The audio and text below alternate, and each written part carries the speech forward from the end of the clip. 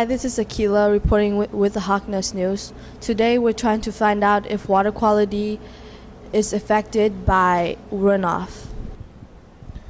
So what the students wanted to do is they decided they were going to figure out at first whether or not the same tests they did in the tank would work in the same type of situations outside. So they took water samples of snow and ice from different parts around the school, around the building.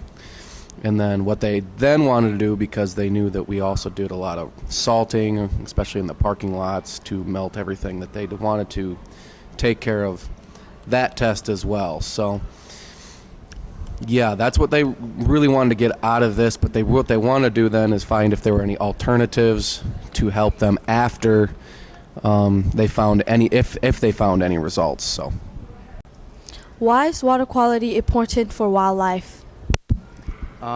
Animals need clean water to be healthy. Also, if there's too much salt and ammonia, some species can be harmed, such as trouts.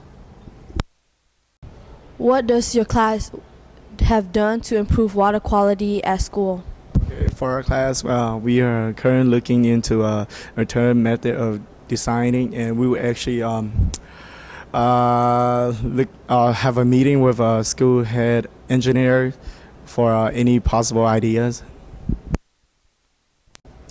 What other methods can we use to de-ice so we can use less salt on roads? Sand scrapers so this will help obstructions, but I will see more efforts put de-icing. Is there still time to fix water quality issue to preserve wildlife and the environment? We believe so. If we can find ways to work together on the issue, we can possibly create partnerships with the community and other school employees to find a new solution to the problem. Does runoff from roads and parking lot affect water quality, and how?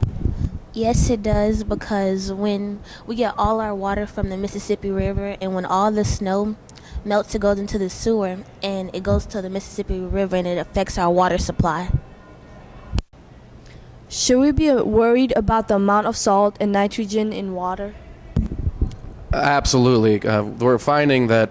Well, the kids are finding in their whole study that they wanted to do that there is a lot of salt in our water. We were able to measure the parts per million in the salt. What we ended up finding is, it was higher than.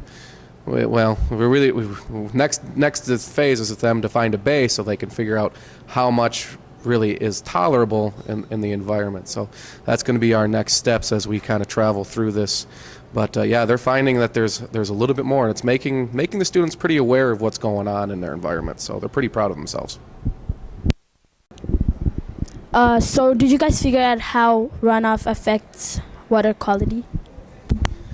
Well, not necessarily if it affects it, but we found that at Humboldt, especially in the parking lots, we had high amounts of salt that we found that we're testing for. In fact, we found out that we were in the up to 10,000 parts per million, which is actually higher than most pools that they use salt for, and any saltwater aquarium. So not only are we doing that, but we're dumping all of that excess salt just from the Humboldt parking lot.